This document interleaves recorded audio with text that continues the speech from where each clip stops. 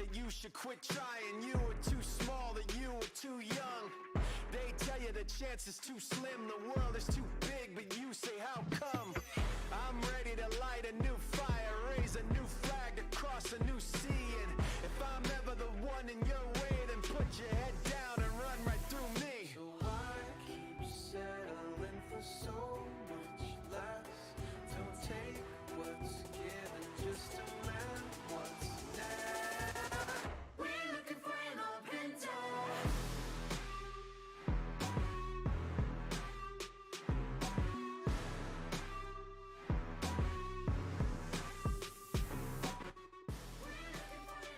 Okay. Alright, getting my camera turned on at the moment. Give me 1 second. There it is. Alright. It's something like a shadow in the valley, colossal. Open up your eyes, young one, and be watchful. Behind closed doors, trying to Alright. How we doing, y'all? No, it's been a little bit.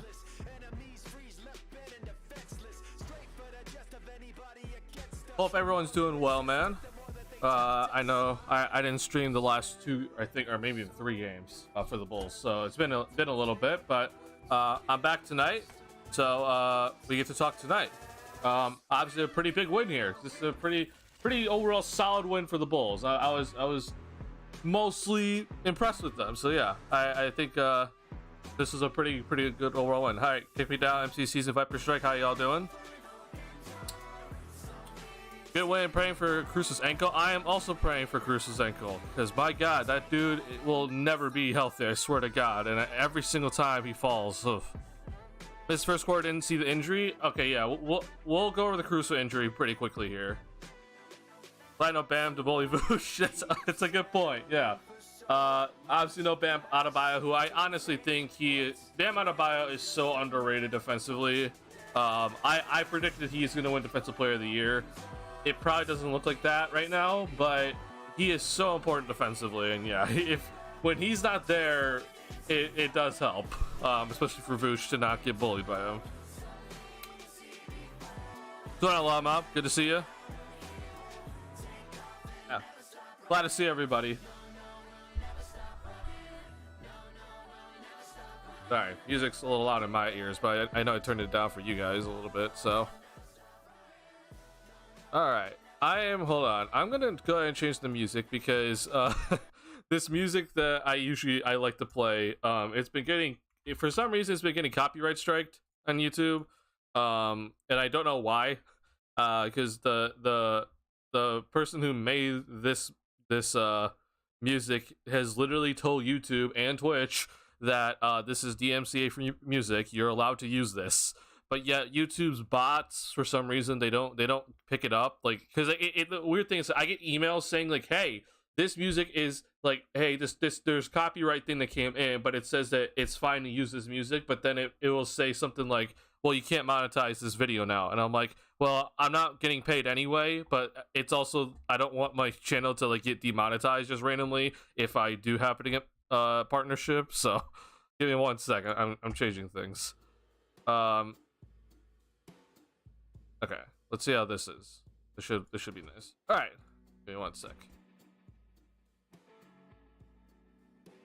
Yeah, pretty nice win. We're gonna go over the Caruso injury pretty quickly here, because I know Kick Me Down, you just said that you didn't see the injury. So give me a sec to pull it up on Twitter here, because I do want to talk about this a little bit, because I do want to have some trade talks, if possible. Oh, sorry. I just turned the music up way loud. Didn't mean to do that. Okay. Let's see.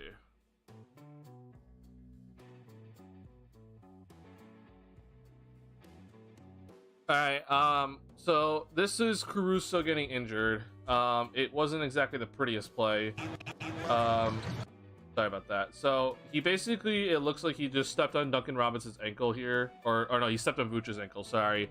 And if I'm not mistaken, this is the same ankle that he hurt before when he was just recently out. I could be wrong, but he was out previously due to an ankle injury. So Yeah, this doesn't exactly look too good. I'm changing the music. I didn't like that song. Sorry. Okay, we're not doing that either. Okay, there we go. Cool. So I'll pull this up on big screen just to play it once. But yeah, you see it here. Vooch stepped on his ankle. Sucks. But yeah, I mean, Caruso got off to a nice start. He hit the first bucket of the game with a 3. He then hit another 3 later on. And yeah, this didn't look too good. So Caruso just returned, and it really sucks to see that he is now back on. Probably not going to play on Saturday against the Heat here. So I'm just hoping for the best for Caruso. I'm hoping that it's not very severe, because he came back from the ankle injury that he just had pretty quickly, in my opinion, considering what it looked like. And then to have this then happen after you just got back is extremely frustrating. And if it was the same ankle, it probably made things a lot worse than it previously was. So I'm hoping that he's going to be all right. And we'll see what happens with him moving forward from here on out. But yeah, we'll see. Going off Faustino. That's just bad luck, is it not? Bush trip, just landed. Yeah, it's literally just bad luck. But it's just like it's also so Caruso, you know? Like, Caruso got injured, he came back from injury, he then gets injured because someone stepped on his foot. Like, it is genuinely just bad luck, unfortunately. I think he rolled his ankle by stepping on a bull last time too. I'm actually trying to remember that play where Caruso did injure his ankle. I don't exactly remember, but you might be right. It was potentially on a similar type play. Yeah, no problem with the replay. So yeah, I'm hoping Chris will be fine. He was starting tonight, so the Bulls made like another switch in their starting lineup. And then he came and played well, and then it just immediately had to leave the game. Yeah, he stepped on Coby. That's what it was. Yeah. It's just so unfortunate for him. But he's also just a dude. I swear to God, he is just a magnet in terms of like contact. Even if it's not like, you know, opposing team contact, it's just random contact that happens.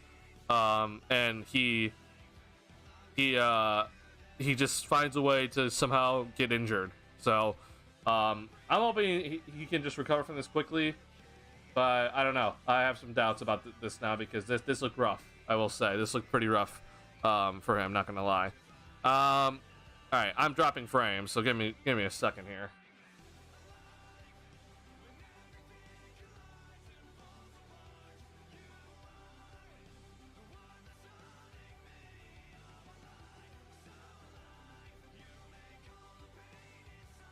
Okay, 1 second.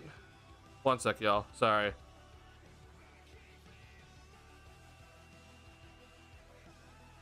So yeah, I'm starting to stabilize.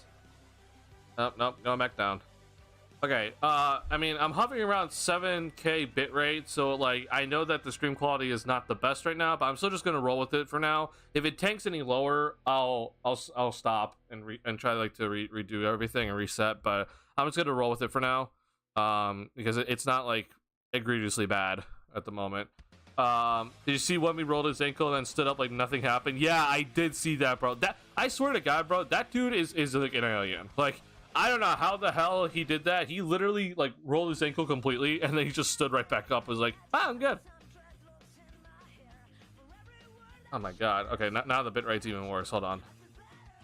I'm pausing the music. That actually stabilized. Wow, that's very weird. I paused the music and everything stabilized, so maybe I need to just not play music. But yeah, that dude is straight up just an alien. I don't know how he stood up and was just like, I'm good. I don't know. I swear to God, with Wembanyama, like he might actually have like some sort of ridiculous flexibility, because the stuff I see from him now, like, I mean, he had 9 stocks against the Lakers the other night. He had 6 blocks and 3 steals. And it's just like, what is happening? I watched it do on the court, and I'm like, oh my God. But yeah, I don't know how the hell he did that, but he's insane for pulling that off, honestly. All right, I think we're back. We should be, yeah, okay, YouTube says I stabilized, so let me know if the stream quality goes back down, but I think we should be good now. So I'm going to play the music again, and hopefully you don't drop frames. Okay, yeah, we're good. Okay, so let's actually get to the game because I know that I haven't been able to get to the game yet. Okay, Coby White and Aoda Sumo. So I know I haven't streamed in a bit, so I want to kind of talk some things out with you guys. This was a fantastic game from Coby. Like this was that was an insane game from Coby White, and I'm very happy to see this from Coby.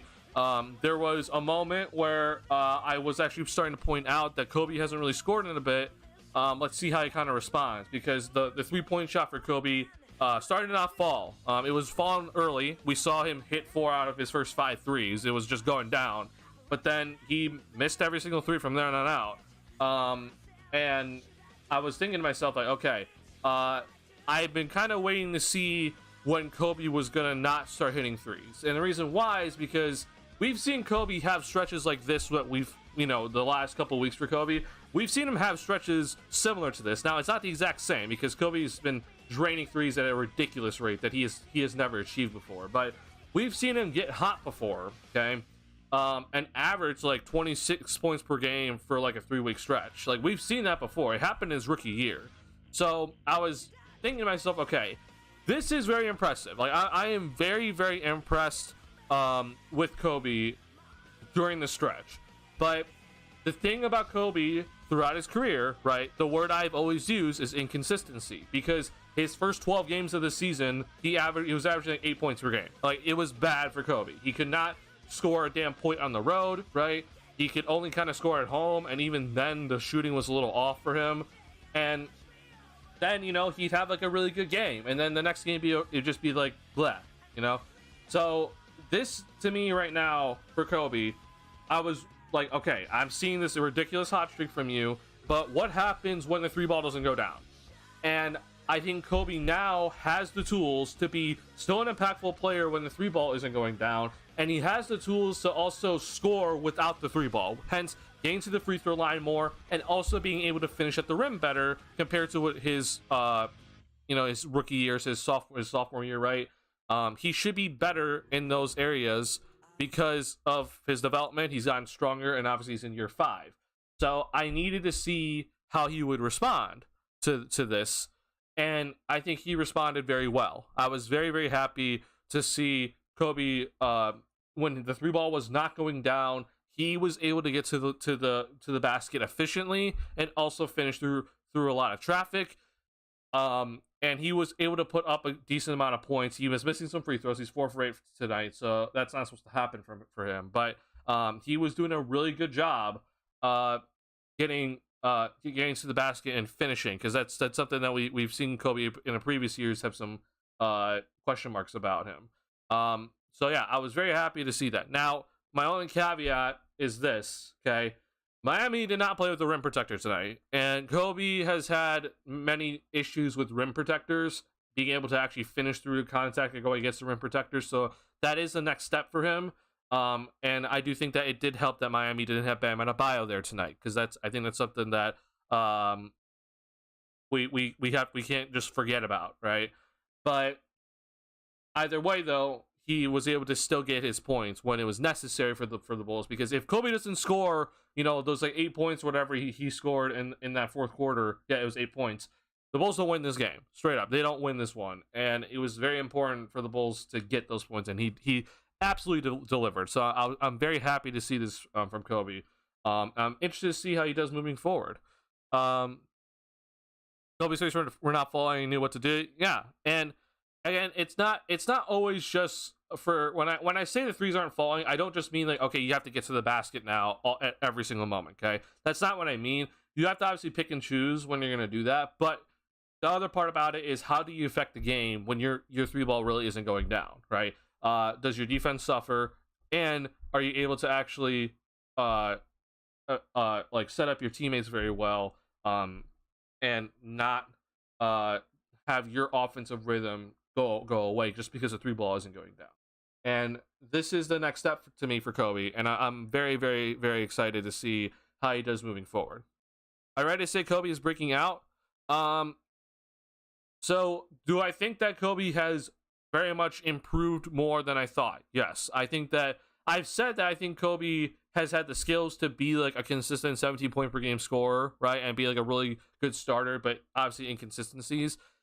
He has improved a lot more than I thought. His finishing is better than I thought right now. And obviously his 3-point shooting looks even more improved, and he was already a good shooter.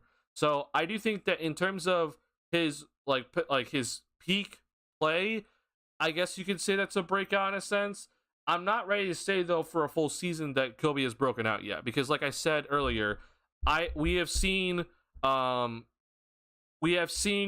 have stretches like this before where he is absolutely just on fire, right, from shooting anywhere, and he averages a lot of points per game for a good period of time. This is the next part that I want to talk about, because like everyone's now talking about how like, well, okay, Coby is like basically like producing Zach LaVine level numbers, and he obviously, you know, he's not getting paid as much as Zach, which, you know, fair. But the part that I don't think that I think we have to really start considering this part with Coby. Yes, he's having like very, very good numbers right now. Like he is putting up like some very good numbers. Can he do this for an entire season? Okay.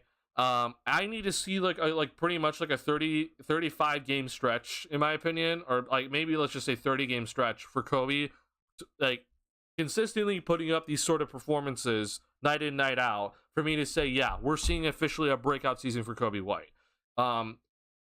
As much as people are like shitting on Zach right now, and you know what, fine, I'm not here to stop you at the moment, but the thing that I don't think people understand how hard it is to consistently, you know, average, you know, 24 points per game on really good efficiency, right?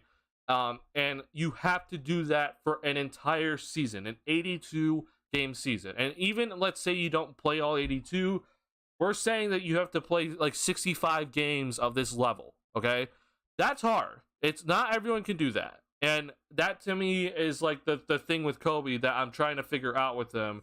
And we're gonna get our answer here very quickly, because you know, Zach's not gonna be playing for a while. So I am very interested to see how he is he able to keep up this level of play, especially with the shot not falling. Can he still go get me 20 a night without the shot falling from 3-point land, right? So that to me is gonna be the big test to see if this is like a full-out breakout season for Coby White, or is this just one of his peaks that we've seen before from him, and he's going to go back down his, you know, down the hill again, and then we'll see peaks and valleys throughout his, you know, throughout his career.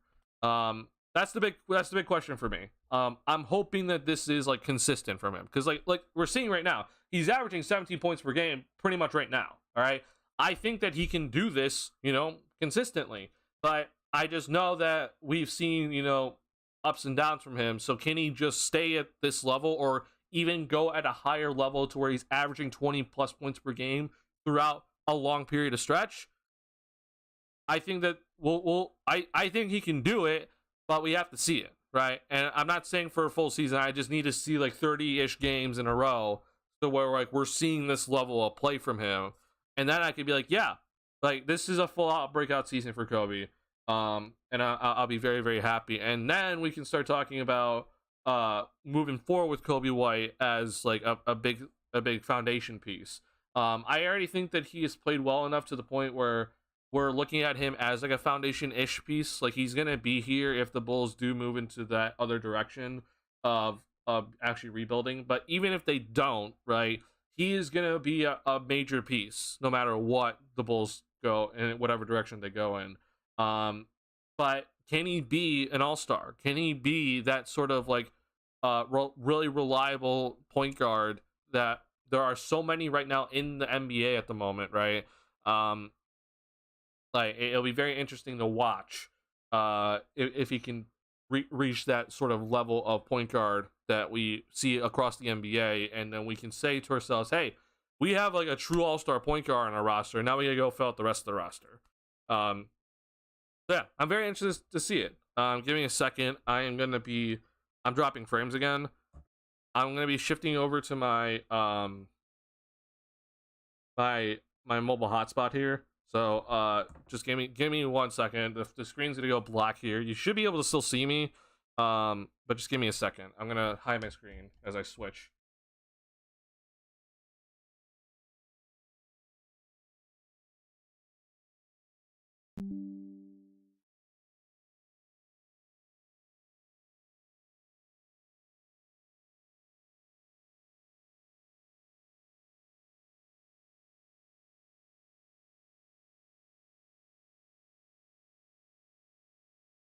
Okay, hold on.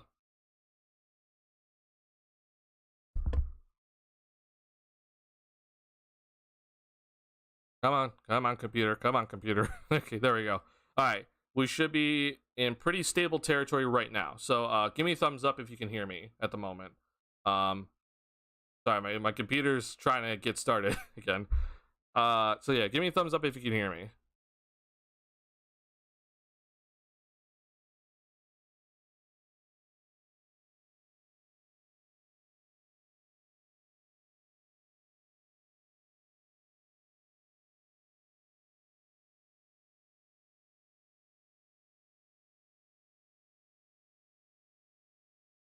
All right, awesome. Thank you guys. Okay, so let me know if that when I was talking about Coby, if it was bad quality for audio. Let me know. I don't think it was, but I wanted to switch the bitrate around. So all right, we should be at a better stream now. So yeah, like just to basically end with Coby, I am very interested to see if he can sustain this level of play throughout a long period of time. Because then yeah, we can truly start saying like, okay, he is the point guard right now that is like an all-star level type point guard. I'm not calling him a superstar, obviously, but I mean, if we're talking about all-star, I think he can reach that level. So I have to see this moving forward. I have to see him like play at this level moving forward for quite a while, and then I'm like, oh, I'm all in. But I'm not ready to say breakout just yet. Not yet at the moment.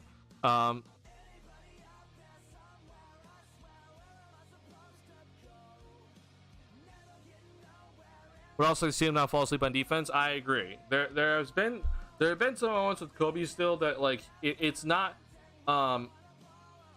necessarily that like I don't think he's not trying. It's just that he is falling asleep on defense.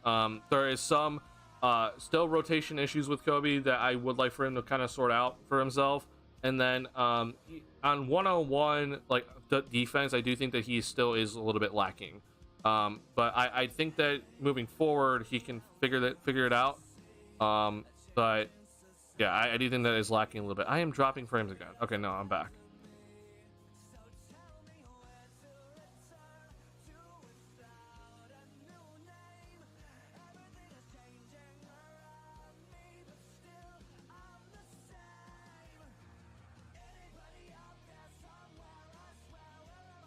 Sorry, I'm looking into my bitrate and seeing if I can, or sorry, my OBS settings, see if I can change anything for my bitrate, but I don't know if I can. I don't know why it's happening. Sorry. Okay, so that's Coby. Now, Io tonight had one hell of a game. This is what I've wanted to see from Io for a while now. Just like a really just like efficient type game where he only takes 12 shots and he's just draining a lot of his shots. And we saw him everywhere. He's on the boards a lot. I thought he had more than one steal, but I guess he didn't. But just flat out, just an incredible game from Io tonight. And I've been pretty like consistent in saying like I want Io here moving forward. Even if the Bulls do hit the rebuild button. This is kind of the reason why. I know he had the Tony Snell line against the Milwaukee Bucks. I'm aware of that. And I'll talk about the Bucks and Nuggets a little bit later in the stream because I didn't stream after those games. But yeah, I think that this is kind of the reason why I want Io, and it's not like I don't expect 24 points per game from Io every single night. It's just not going to happen. But what Io brings is like kind of what I think of like Marcus Smart in a sense for what he brought to the Celtics for such a long time. Is like with Smart, right? He was drafted kind of early into like the Celtics like rebuild in a sense. He was drafted obviously before Tatum and Brown, right? And Smart played like a lot of roles with that roster. He was, starting at the point, starting at the 2, and he's also coming off the bench sometimes. And that sort of player, I think, is important to kind of keep around for this team moving forward. And obviously with Io, because he has played so many roles already that if he needs to start, he can start. He can play either guard position, in my opinion. I do think that he is better off ball, but coming off the bench also I think he's pretty impactful, and because he's not on like a ridiculously big contract, I think it's worth it. And also just like contract value trade value to what we can potentially get from Io, I think it would be kind of worth keeping him around for the future. So these two guys, because obviously Io, he came off the bench tonight, but Chris Caruso got injured. He had to like basically play starters minutes, and he started the second half. These two guys pretty much led the whites tonight, in my opinion. I'm aware that Vooch had a really good game. I'm going to get to him in a second, but these two guys were basically doing everything tonight. From both ends of the floor, we saw it. We saw a lot of them leading the fast break. Like these two guys were the ones leading the fast break. And then obviously we saw Coby in the first half really just setting up people perfectly well, especially when the defense was starting to like really adjust to his really good scoring beginning. And then with Io, we saw in the second half he was really setting up people well, specifically to Vucevic. So these two guys combined for a lot of points, 50 points altogether. 0 turnovers, I think, is huge, right? And then obviously they just filled up the box score tonight. Like they were everywhere, and I'm very happy to see it. Free throws, we won't talk about it. Now Vucevic, I think he had a really good game. He had some misses that I won't talk about, but pretty solid overall game. Obviously 24 and 10 or 12. I think a lot of people always talk about the double-double. To me, the big thing is the 3 steals and the 7 assists, because he was doing, in my opinion, what I wanted to see a lot more from him, which is passing out of the pick and roll, and not passing out of the post that everyone keeps talking about. But this is good from Vooch. And I appreciate that Vooch is shooting more threes now, because he needs to shoot threes for this team. It's just a necessity at this point. So yeah. So DeRozan, I'm gonna have a discussion about him later, but the big thing is the free throws with him. But we're gonna talk about DeRozan just a little bit here because of the Milwaukee Bucks game and the Denver Nuggets game that happened. And I think that a lot of you are gonna have a lot to say. And I think that yeah, it's gonna be interesting to look at. I'm not gonna talk about too much about Pat. He picked up a lot of fouls, so I'm gonna like kind of give him that excuse of like he picked up fouls, so you just couldn't get into much of a rhythm.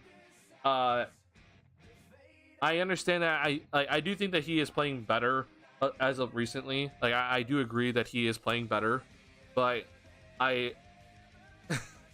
yeah, I'm not at the level of some people that are like talking about Patrick Williams. It's like, oh my god, he's figuring it out, it's coming together.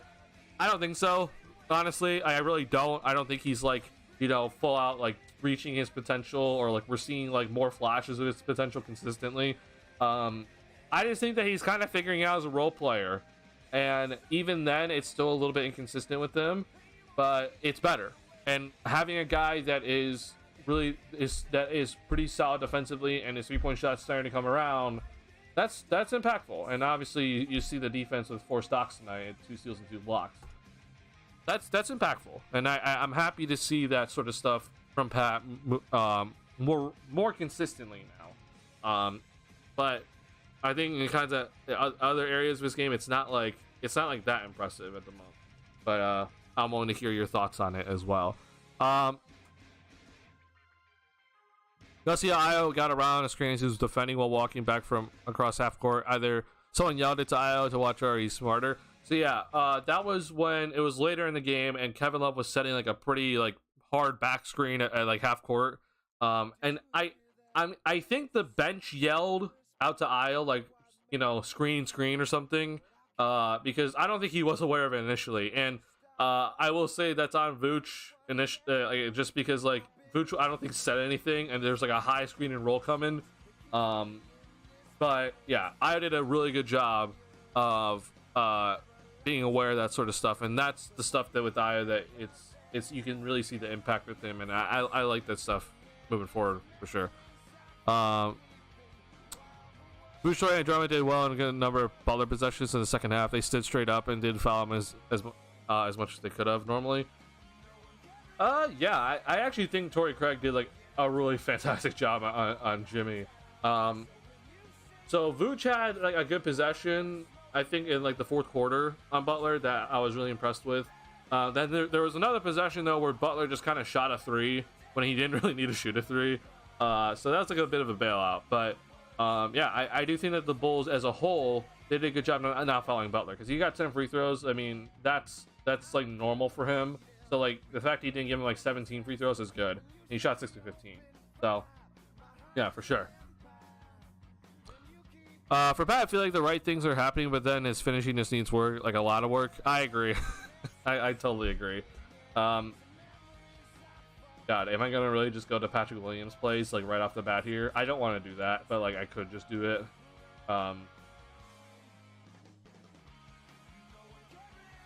I'm not gonna do that. But cool thing that I guess so. I don't know if you guys knew this. Maybe you guys knew this, and I'm just stupid. But if you click on this, you literally get like a whole thing of like, okay, here's like Coby White's every single shot attempt. Like this is a feature that NBA.com has. If you click on like the field goal attempts, you literally just get like a compilation of like a player's like shot attempts in the game after they upload like all the clips and everything. Like I did not know this is a thing. I think this is like legitimately awesome. So I really appreciate that the NBA does this sort of stuff. But this is cool. I like this a lot. So yeah, use this if you haven't. But look at this shot chart by Coby. This is fantastic. I love this. This is amazing. I'm very happy that we actually have that sort of dude that is really embracing the modern day. Yeah, just literally just phenomenal from Coby. Yeah, so this is literally every single shot that Coby took in this game, but which I did not know that NBA.com had that sort of stuff. Okay, so let's talk about Patrick Williams and his finishing really quickly. So there was one play that I was not very happy with that I didn't understand. I'm pretty sure it was this one. No, it's not that one. Okay, it was this one. So Pat got the rebound here, which I'm happy he's doing this more. Like I can see that he is working more on the glass. Is it up to my standard that I would like to see? No, but he's giving more of an effort from what we've seen before, right? But he gets his rebound, good, and then I don't know what he's doing here. Like I maybe it's indecision, right? Maybe he thought that he was gonna throw it back up. I didn't see anybody. He jumped up and he's like, okay, I gotta shoot it now. But this sort of finish by Pat is where I get concerned. He needs to be better here. He's got to be better at finishing this and try to actually get some more verticality on it. I didn't mean to do that. Hold on. And then this sort of thing here on this running dunk shot that NBA.com has claimed it to be. I'm not necessarily mad at Pat for his finishing here. Like, yeah, maybe he probably should have been able to finish this better, but he just needs to pass this off to Io. Like, straight up, he just needs to throw this to Io. He gets his ball back, and it's a much easier dunk.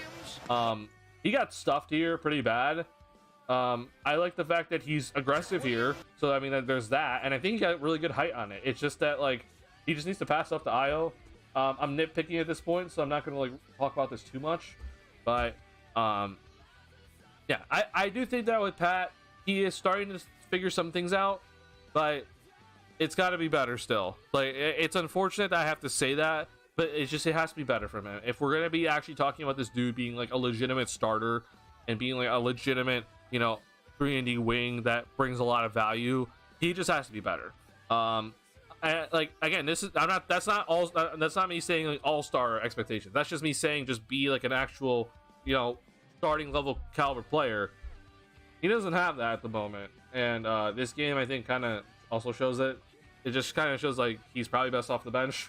But I see this sort of stuff and I'm like, I actually get really hyped about it because I'm like, hey, this is good. Like this sort of stuff here with Pat, like I like seeing this a lot more, and this is probably not really his steal, so like we won't count that one, but I think it was this one.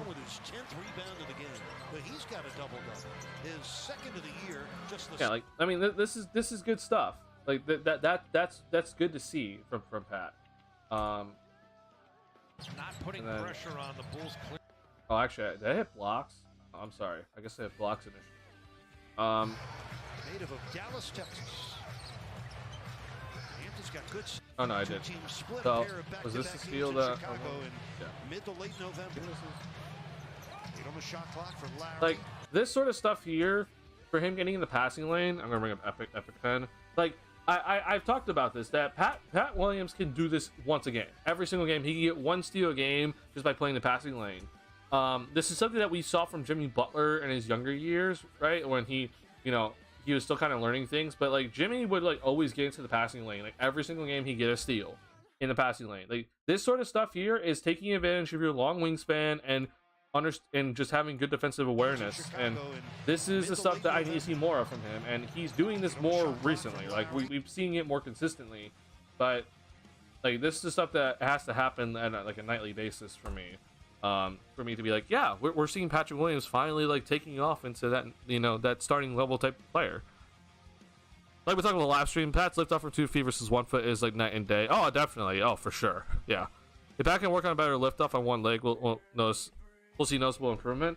I hope so. I really do hope so. I hope that's the case. I have my doubts still, but I would hope that would help him. Because to me, the bigger thing with Pat is it's not necessarily about lift off. It's about actually learning how to finish at the rim, and that's, yes, lift off helps. So I'm not denying that. Like having better lift off is going to help you tremendously at the rim, but it's just understanding how to use your body. It's understanding how to like use your strength to like gaining an advantage, and then having the actual core ability, like the core muscles to like change your shot midair if necessary. Like that's the sort of stuff that I'm more interested in with Pat, because if he isn't gonna have that great leaping ability, then he has to have that core strength to really be able to finish through contact and find ways to change shots midair without any sort of penalty. And that's the stuff that I'm more interested to see from Pat moving forward. I don't know if that's possible though. Like I do have some doubts, unfortunately. But we'll see. I mean, he is not in year 4, which is kind of my concern about it. But you know, maybe he is developing just a little bit slower in terms of his overall strength compared to other players. So I'm gonna just kind of watch it for the rest of the season. I don't know if I'm gonna notice like any sort of change for the rest of the season, because I think he's just kind of the player he is at the moment. But yeah, we'll see this moving forward with Pat, because there's a big decision coming up about this stuff. So I want to hear you guys' stuff on Coby White, because like I'm sure that y'all are like going like absolutely just going nuts about Coby, because like I'm also like very happy to see this. I'm very, very intrigued by how Coby is playing. So like let me hear what you guys have to say about Coby White and his performances recently, because I know I haven't been streaming consistently. So like, you know, we can talk about like his Milwaukee Bucks performance where he put up 33 points, and that he had an incredible game in my opinion against Denver, but he didn't get any shots in the fourth quarter against Denver for whatever reason. Yeah, give me your thoughts. I dropped something.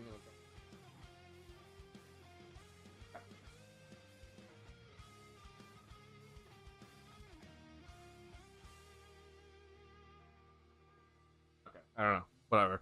Yeah, I just think that with Coby, like I'm so impressed. Like I'm genuinely just so impressed with how much he has really upped his skills. On offense, it truly does look like that he has found that rhythm of where I don't know where he's gonna do it. Like I don't know what's gonna happen with him. He looks like he's like always like in between like driving and passing, and defenses don't know what to do. Like they're like lost. Like what do we do against him? Like we have to play him for almost everything at this point. I feel like Coby's getting really aggressive, and his normal skill set that he has developed is just being showcased more. Yeah, probably. I do think that shooting helps. Like when you're shooting, like when you're literally like the best shooter in the past like 2 weeks in the NBA, I think it does help. But yeah, I think there's definitely that part about it that we're finally seeing. If you remember back to when Coby was a rookie, he was playing at like it was almost like I'm watching a video and he's playing at like 4 times speed. If you remember that, like this dude was just. It felt like he was just constantly just bolting his way up and down the floor. He had like no breaks. It was so funny to watch Coby in his rookie year.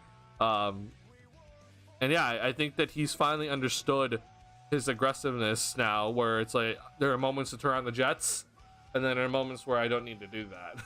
And it's working out well for him.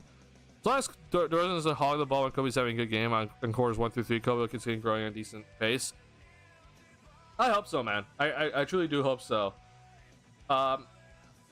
Moving into what I want to talk about with DeRozan with you guys, because this sort of game by DeRozan, it's nice. Like 23 points, The shooting's not that amazing, but he actually went 1 for 3 from 3 today. I think a lot of people are like, oh my god, he hit multiple threes, but he keeps shooting long twos. And it's not necessarily his fault, I guess, but like, yeah, like only one of his threes that he tried to take actually counted as a 3.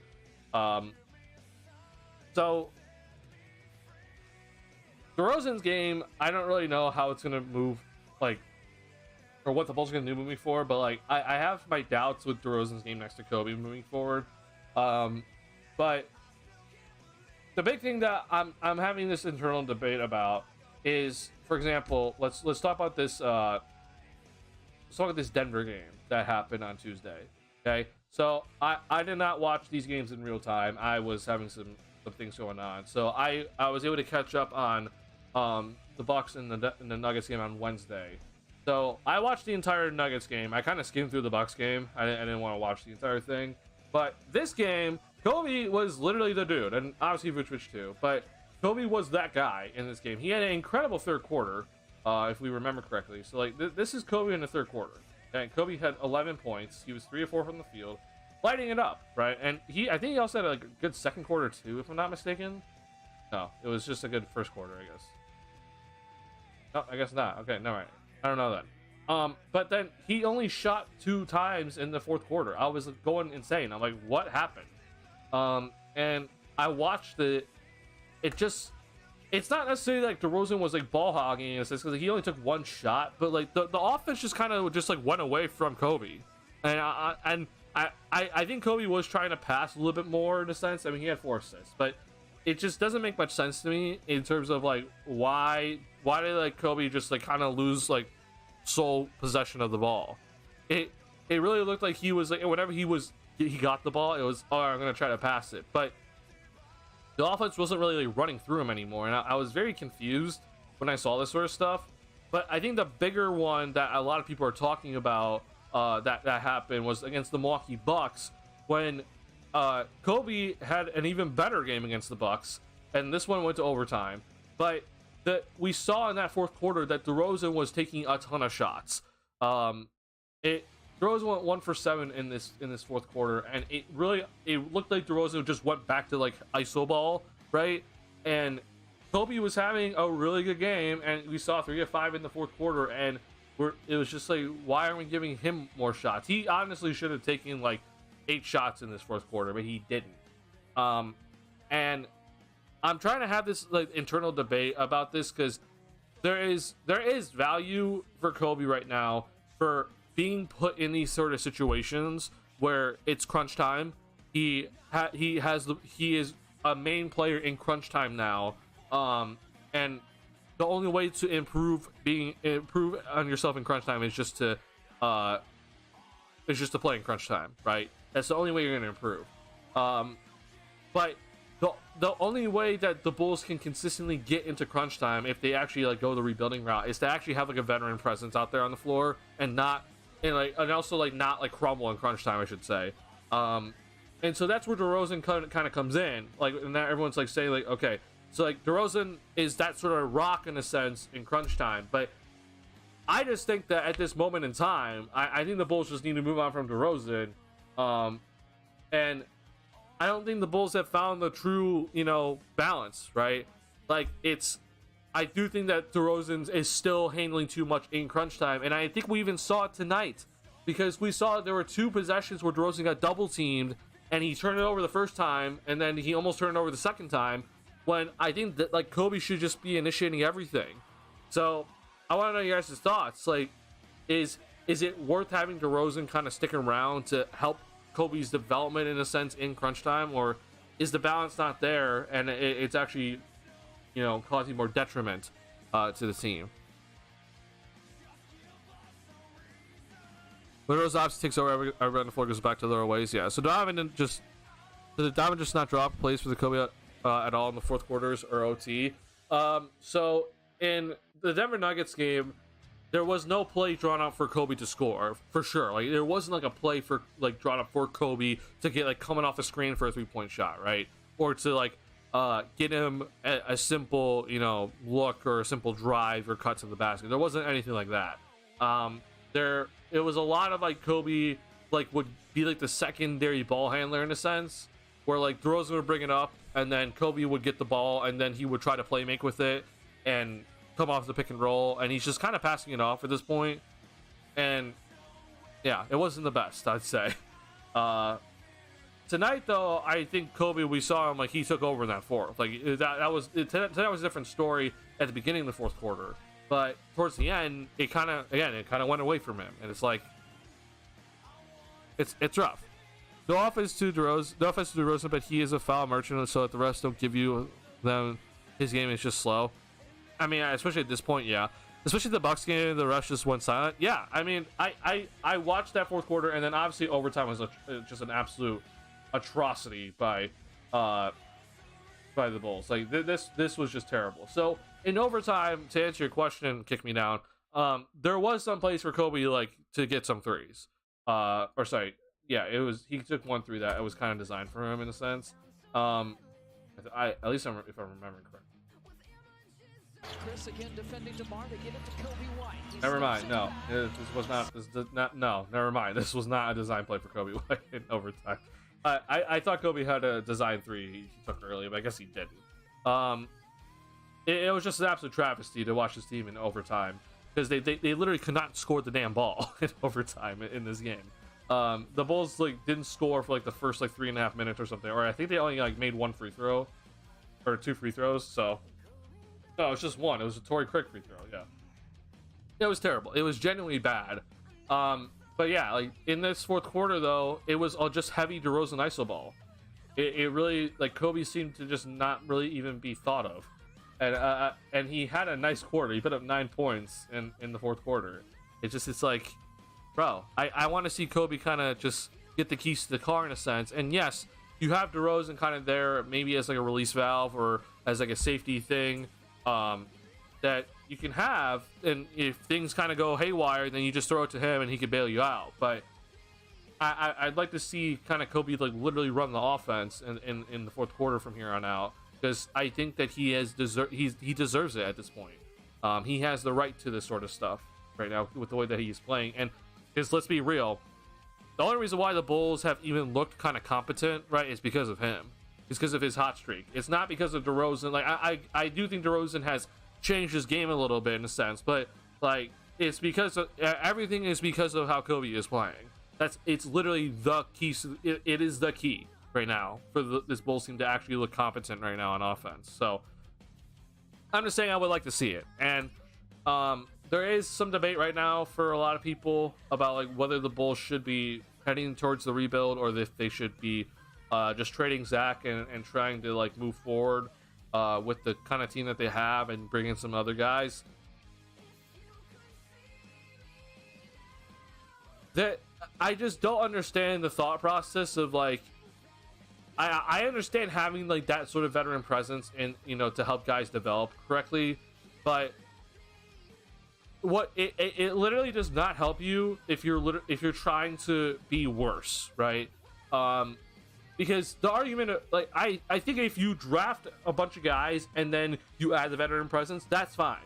But if you're trying to get a high draft pick, you kind of just need to like get rid of everybody in a sense. So get rid of DeRozan, not have any sort of vets, be bad, and then after you get that high pick, then you bring in that sort of veteran to like add on. Yeah.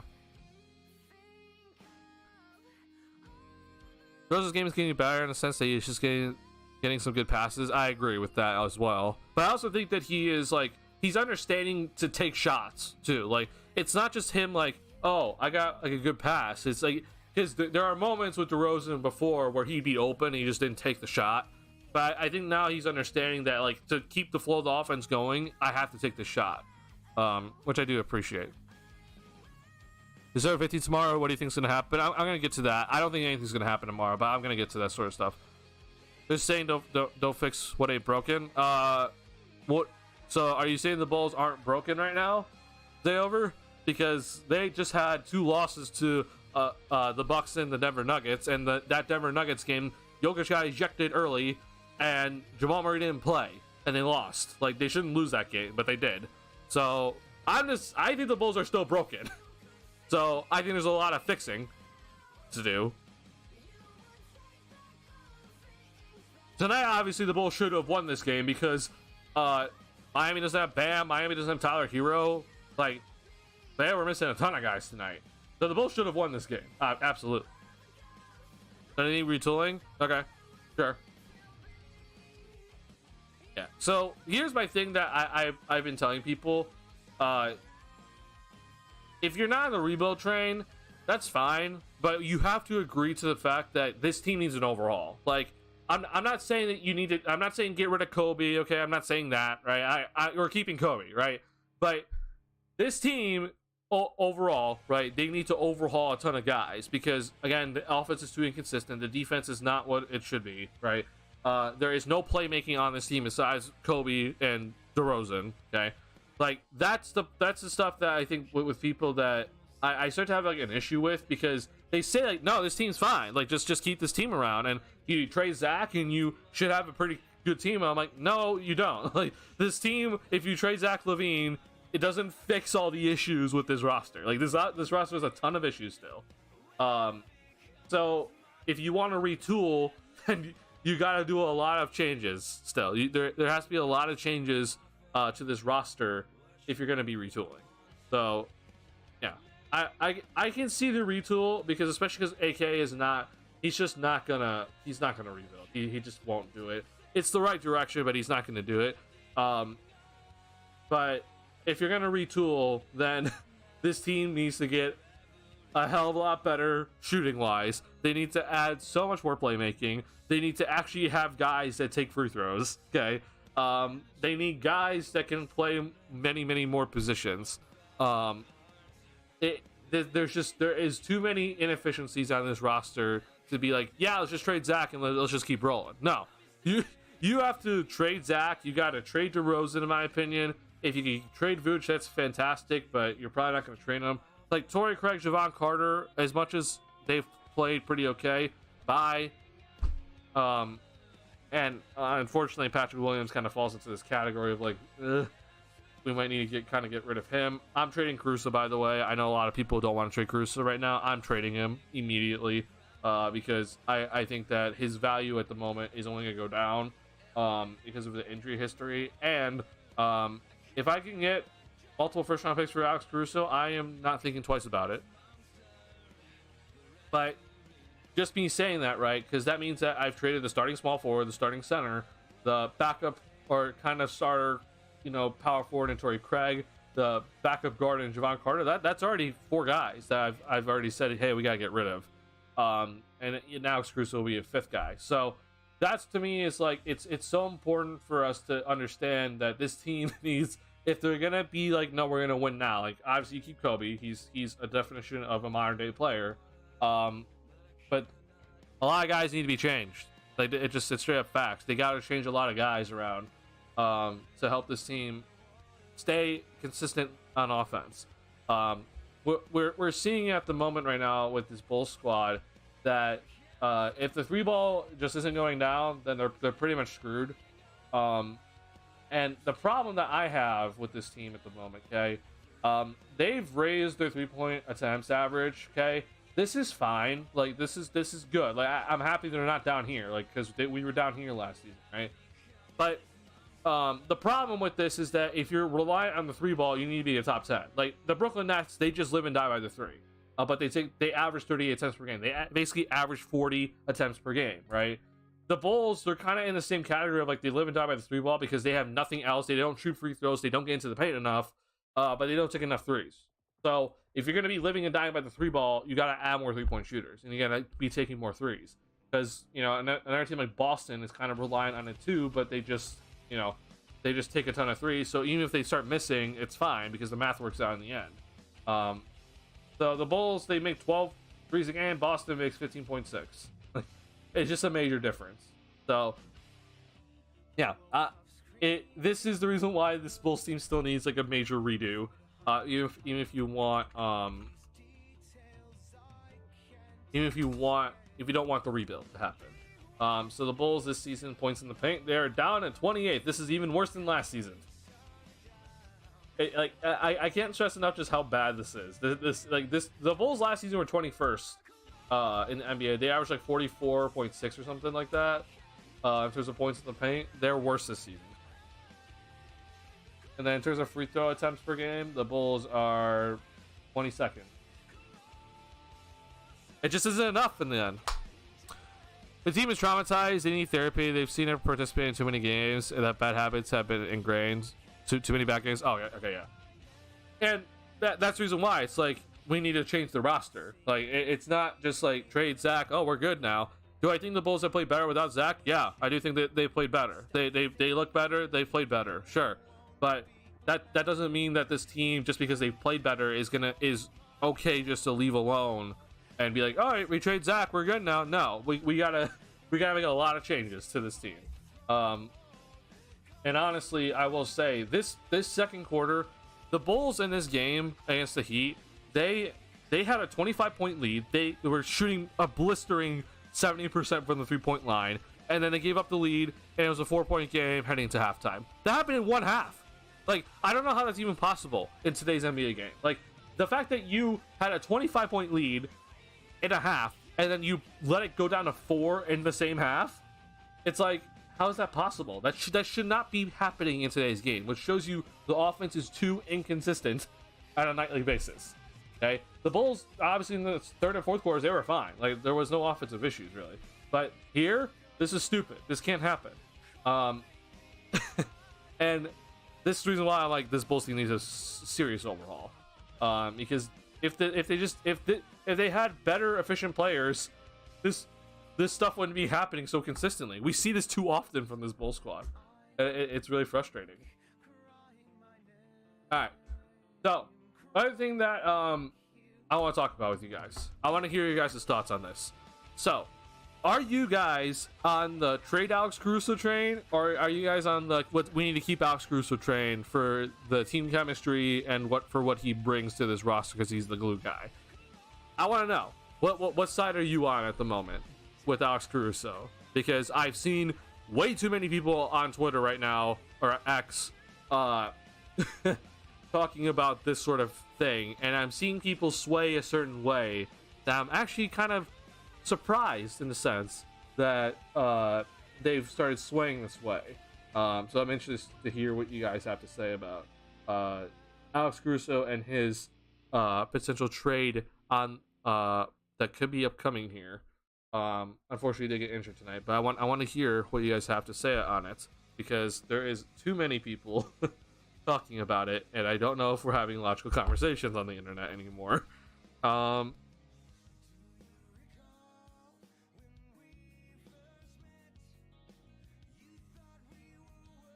Sorry. Yeah. Are you on the trade Alex Caruso train, or are you on the keep Alex Caruso train? Because there's a lot going on about it right now. I'll give you my overall thoughts on it, because I'm a little bit concerned with what people are saying. But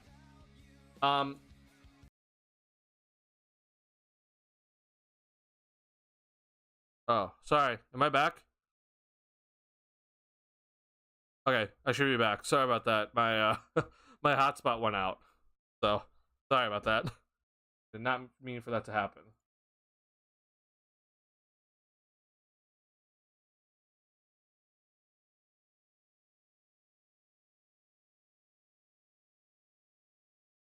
Okay, my internet tonight is just being poo, so I don't know what to do about it.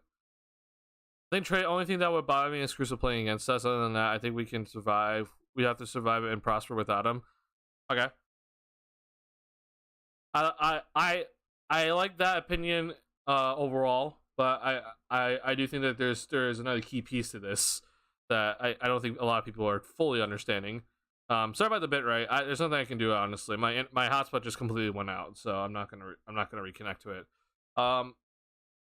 So I keep doing that. I'm not supposed to do it. So when it comes to Alex Caruso, okay, I'm very much aware that he is the glue. Like, this dude is been so good for this Bull squad. Like, I'm very much aware of it. Okay, but when it comes down to it, this team, like we've talked about, even if you think that they shouldn't rebuild, they're trying to actually win here, right? This team needs as many assets as possible to help, try to fix the overall team aspect, right? Because the thing that I think that a lot of people are starting to figure out about Caruso too, at least the way that you see him kind of use on the Bulls, this dude is asked to do a lot on this Bulls squad, and to get the most out of Alex Caruso, he should not be in the biggest role. He really just shouldn't be. This dude is asked to play starting level minutes on this Bulls team, and he shouldn't be playing starting level minutes. Okay, he needs to be playing honestly like 20 minutes a night. That's it. Like we've been having like him on like a minutes restriction of like 25, or I think Billy has kind of said like he wants him under 30 minutes a night. The fact that we're even saying under 30 minutes a night is a problem, because that shows you how much that they're depending on Alex Caruso. He needs to go to a squad to just play 20 minutes a night at max, right? And if anything, he should be playing like 18, 16 minutes a night, because that's going to be how he is the most impactful player overall for him. It's not just like, oh, for the team it's going to be the best. Like, for overall for him as a player, for his own health, and for his and for obviously his own personal play wherever he goes, that's how he's gonna be the best player. Okay, so let's just say, for example, let's say the Warriors actually do this Zach LaVine trade that people are talking about right now, where Chris Paul is also set, and then we also trade Alex Caruso. And it seems like, at least from what I've been seeing, it's like, okay, we get either one of Wilson Mooney or Brad Pajimski, and the Warriors, they give us their pick from this season, and then the pick in the 2027, and then let's just say a second rounder as well, or let's just say 2 second rounders. Okay, this is the trade that a lot of people are starting to talk about.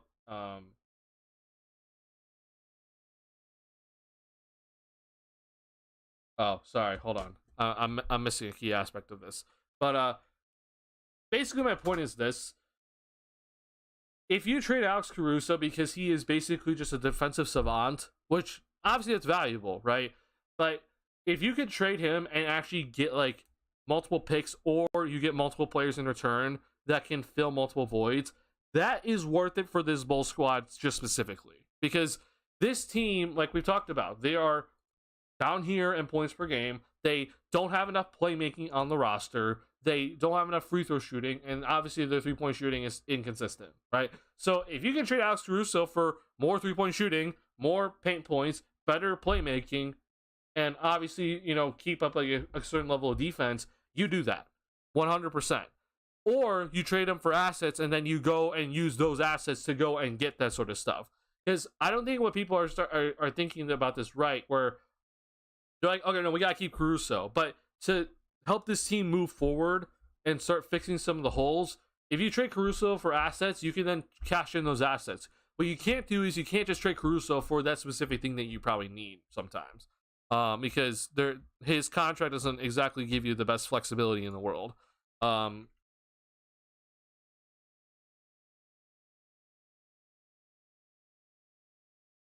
Sorry, hold on. I want to pull up this trade that people have kind of talked about here. All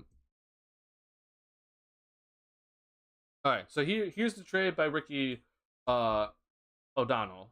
So this is the trade I was trying to pull up on Trade Machine, but this is it. And also for this, the Bulls would give back Gary Payton II. So it's kind of like you got your Caruso replacement in a sense anyway in this sort of deal. Not only that, you get like 2 first-round picks out of it. You get Moses Moody and potentially Brandon Pajimski, which I don't know if that's possible. But let's just say like this sort of deal happens. I think this is completely worth it. I truly do. Moses Moody gives you more wings that you can play at multiple positions, that can shoot the ball and defend multiple positions, right? With Gary Payton, if you keep him around, that's your Caruso replacement, basically. So there's that for you. You trade Chris Paul potentially for anything, right? And then you have Brandon Pajimski, who you can develop into a pretty solid overall guard that can be a good playmaker, right? Not only that, you get 2 first-round picks out of it, which then you can go cash in if you want to go to the, we got to win now route, right? So it honestly just, in my head, when it comes to it all, I understand a lot of people are saying, no, don't trade Caruso because he is literally the glue guy and has been the heart and soul of this team. I love Caruso, and I won't deny that he is kind of like that energy dude, and the dude that like gets a lot of things going for this squad. But we also have to understand that there is a lot going on here for this Bulls squad, and they need to fix a lot of things. And if they can, take Caruso and fix these problems or multiple problems that they have, it's worth it. And then you can worry about getting that sort of like energy guy later, because there are multiple sorts of those guys around the league. Like, it's not just Caruso that is that sort of guy.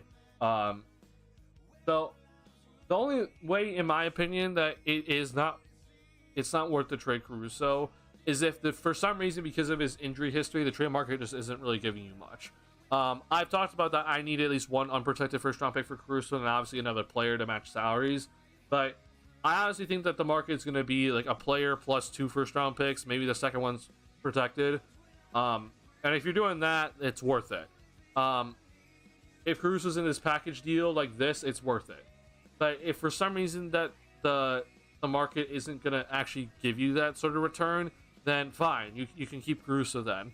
But then I'm also just going to make the argument that you waited too long to not trade him.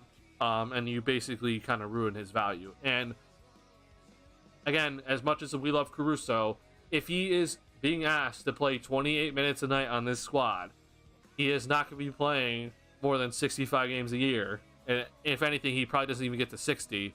Okay, it just isn't gonna. It's just not worth it, right? It's just not worth it for the Bulls in the end.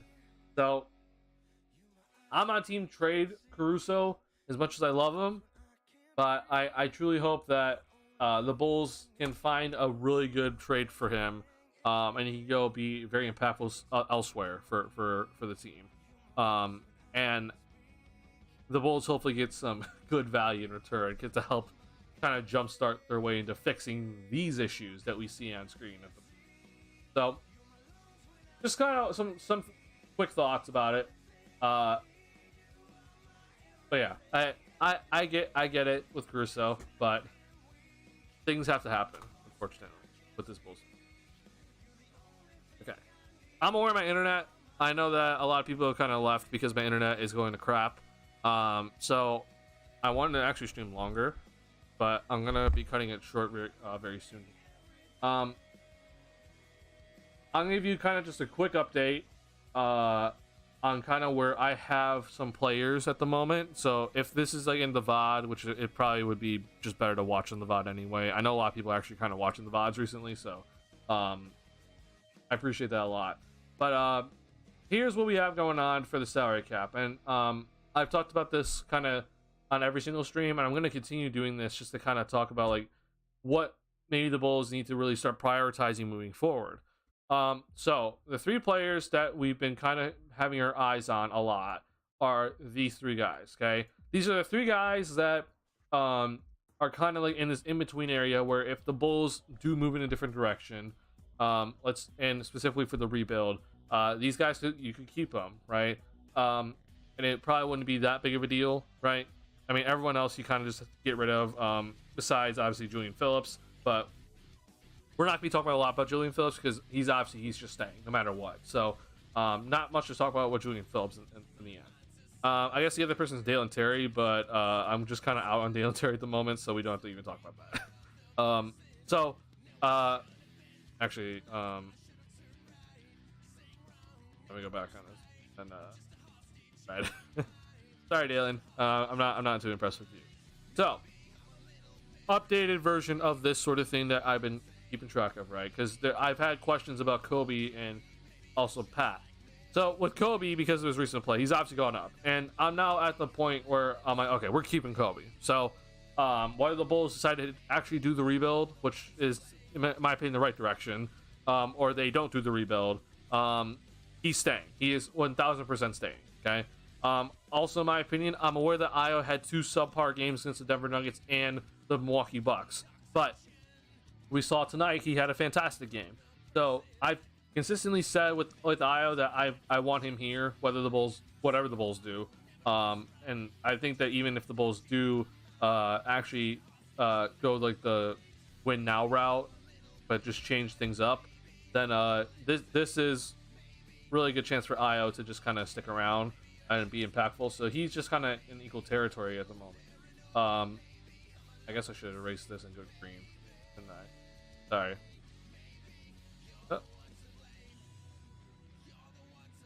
So up for Coby. Now with Patrick, I've talked about Patrick a lot, and I'm still trying to figure out what the hell the Bulls are going to do with him moving forward, because this is something that the Bulls are going to really have to look into, because now I'm assuming that the Bulls are not going to be hitting the rebuild button. Like it's just kind of that thing now with this team. I'm kind of at that point with this team with how I've been with what we've been hearing. But let's say the Bulls don't hit the rebuild button, they're just trying to win now. I'm trying to justify to myself why the hell would we keep Patrick Williams around, because he is, again, his qualifying offer. Sorry,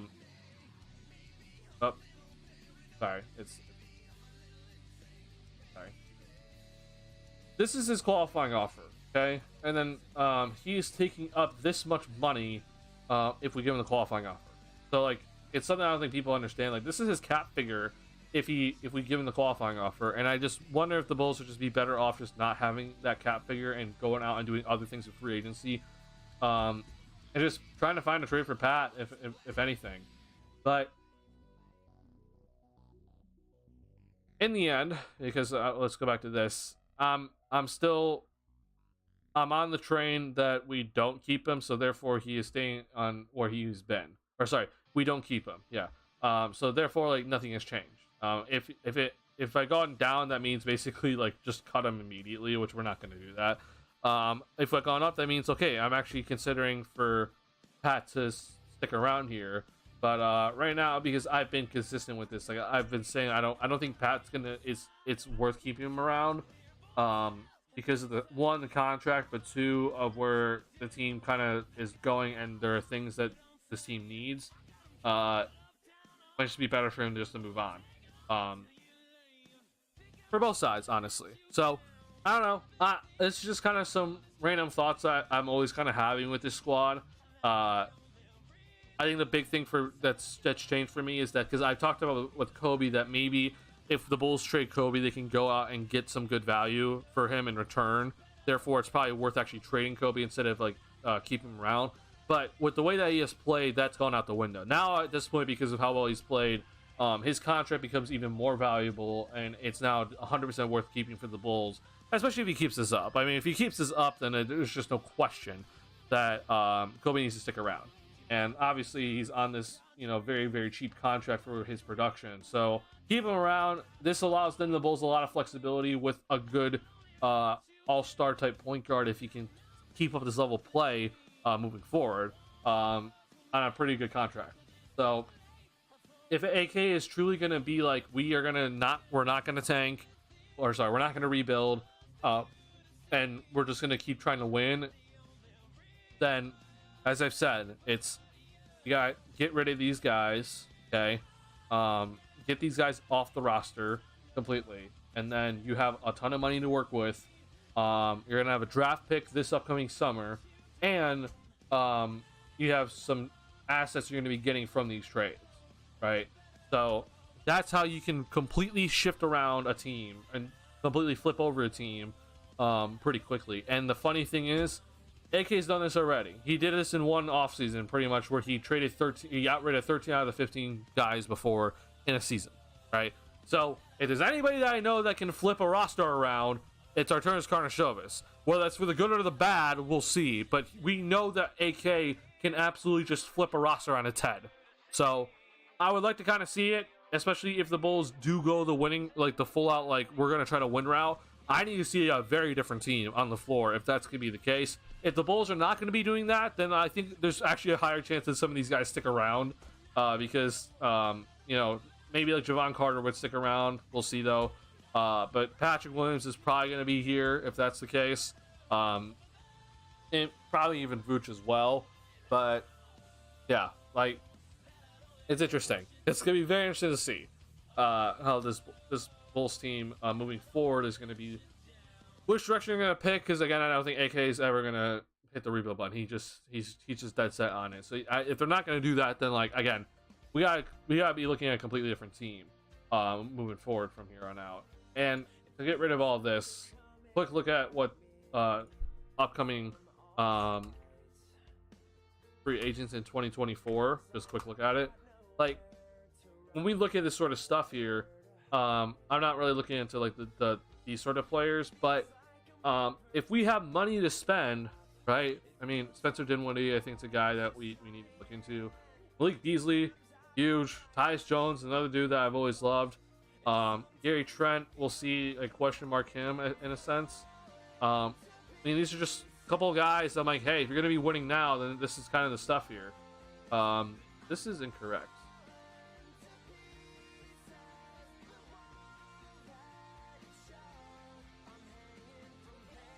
What?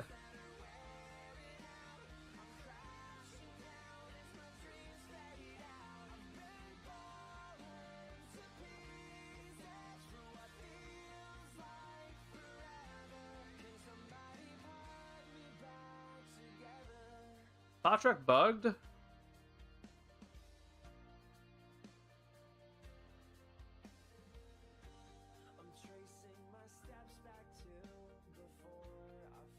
Yeah, this is just wrong. Kobe's not a free agent this upcoming offseason. I don't know why this is here. What? Yeah, I don't know, bro. I'm not sure. But Tyus Jones is a free agent. Yeah, odd.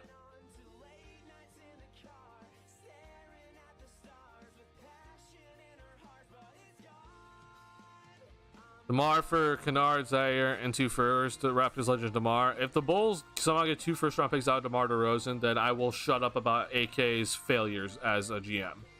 Like, dead honest. But there's no shot the Bulls get 2 first-round picks for DeMar DeRozan. It's not going to happen. Sorry, Scooby. It's not going to happen. I do think that DeMar to the Grizzlies is actually like a legitimate thing. John Morant's not coming back soon, so maybe they decide not to do it. But I think DeMar to the Grizzlies is very possible. Raptors, Bulls, and Hawks 41-41 type teams right now. I think the Bulls are worse than 500 at the moment, like in terms of like the overall team. Like I forget the record, they're 9-16, but like I think they're just worse than a 500 team. But I agree with you mostly that like the Hawks and the Raptors, they're very much a 500 team for sure. Scooby, you're that Raptors fan, right? If I'm remembering correctly.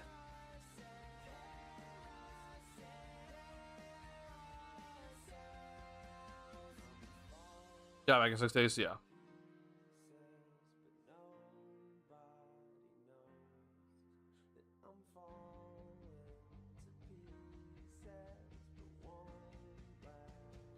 Okay, so yeah, so you're on team rebuild for the Raptors as well. Okay, interesting. Yeah, I'm hella interested in what the Raptors do, because this dude's gonna be an unrestricted free agent. Like, this dude needs to. You either gotta trade this dude quick, or he leaves for basically nothing. So this has got to happen. This is on your homepage. Oh wow, interesting. Well, I'm glad. I guess the YouTube algorithm worked out well, but I don't know why a Bulls stream is on your homepage. That shouldn't be happening.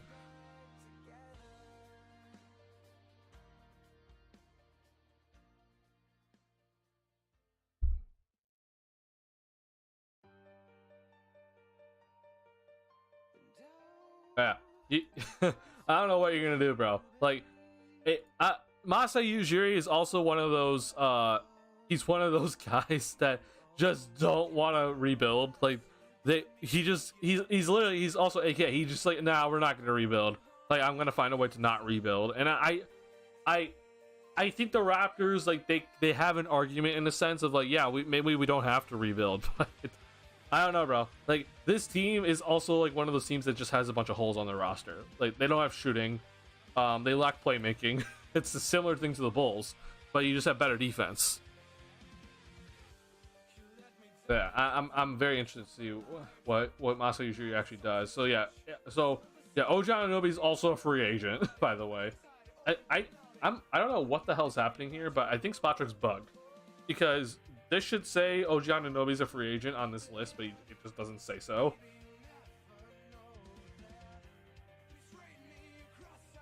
They do all types then.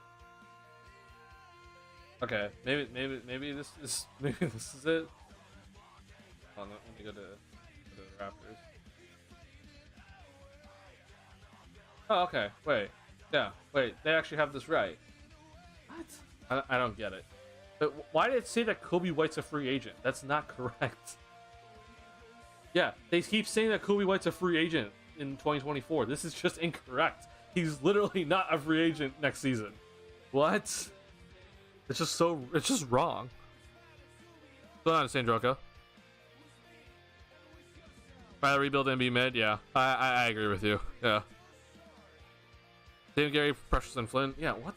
Okay, I don't know what the hell is happening with Spotrack. Spotrack just bugged because this is just incorrect. Okay, is there actually like NBA? Is there actually like a thing here? Maybe Hoops Type has it. No, do that. And then that's projected. Okay, maybe Hoops Wire has it. God, man, this is current. That's current free agent. Okay, this is also wrong. Or no, wait, hold on. This is actually right.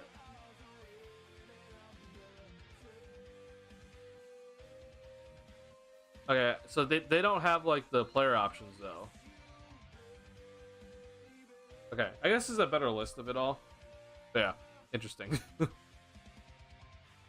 Yeah, so the Raptors, when I look at them, I'm always just like, so what are you gonna do with this, like the Ford trio of OG, Siakam, and Barnes? Like you obviously keep Barnes around, but like if you're gonna try to win now, then I feel like one of these guys has to go.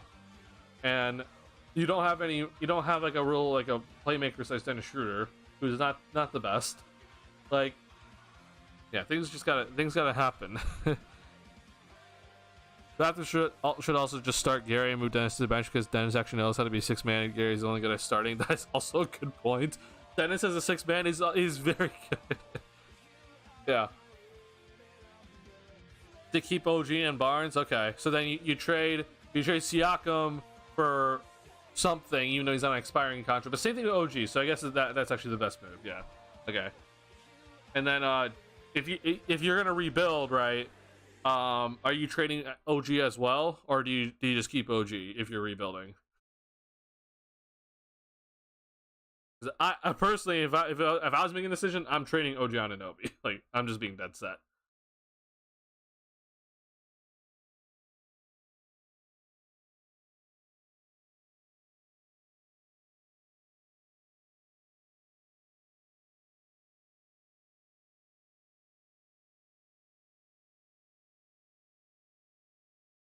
Not over here, Scooby anymore, but I personally I keep OG. I would trade OG if I was Masai Ujiri, if I'm actually gonna rebuild. Sen, did you guys also give an extension to Pirtle? Like, yeah, you guys gave this extension to Pirtle. Oh my god, bro. Yeah, nah. I'm rebuilding. If I was Masai Ujiri, I would 1000% be rebuilding.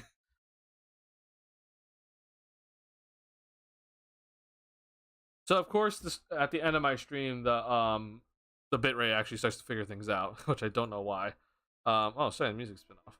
All right, but I am pretty tired. And I think that I've talked way too much in this stream.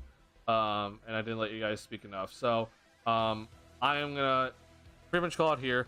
Want to say thank you guys for hanging out with me. I know I haven't streamed in a little bit. So I know it's been like a week-ish. So thank you guys for coming in tonight. I will not be streaming on Saturday. So the Bulls play the Heat on Saturday, if I'm not mistaken. Yeah. So I will not be streaming on Saturday after this game. But I will most likely be streaming on this day. I think this is a Monday. Yeah. If not this date, then against the Lakers for sure. I'll be streaming on. I guess that's a Wednesday. So no stream on this upcoming weekend. And just want to say thank you again for hanging out with me tonight. If you have not already, hit the like button to stream. Helps me out a ton.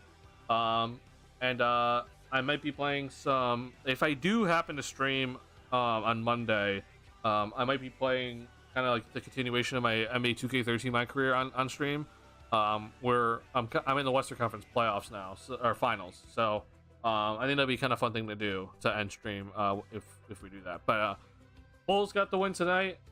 Pretty solid. Or I guess we're not 10-16. Forgot that things didn't update. So yeah, Bulls are now 10-16. They had a pretty solid win against Miami, but Miami did not have a lot of guys. Missing Bam, missing Tyler Hero, missing Josh Richardson, missing others. So Bulls should have won tonight, then they did. So good on them. We'll see. I think Tyler Hero is actually going to be playing on Saturday because I think that's kind of what's been reported. And I don't know about Bam's situation at all. So maybe Bam isn't playing on Saturday either, which that would help the Bulls out, I guess, if that were the case. I just want to. I guess can I not do that? Crap. We go to Bam. But if it's a full team of Miami on Saturday, I don't expect them to do well. I don't expect the Bulls to do well because Bam gives the Bulls fits. He just does that. But if it's not a full roster, then I think maybe the Bulls can steal another win here, and see how it kind of moves on from that. But after that, the schedule gets rough again for the Bulls. It's not a pretty schedule, so I don't expect the Bulls to be doing anything good after Miami. Oh, sorry, I clicked on the wrong. So it's Miami, Philly, LA, San Antonio, which will be interesting to see that one. Cleveland, Atlanta, Indiana, and Philly again. That's rough. That's extremely rough. Not to mention then Philly and New York to start the New Year's. So it's gonna be a rough month of December, I expect. So we'll see how the Bulls fare out. But appreciate y'all hanging out with me tonight. I'll see y'all next week. All right, see y'all next week. Peace out.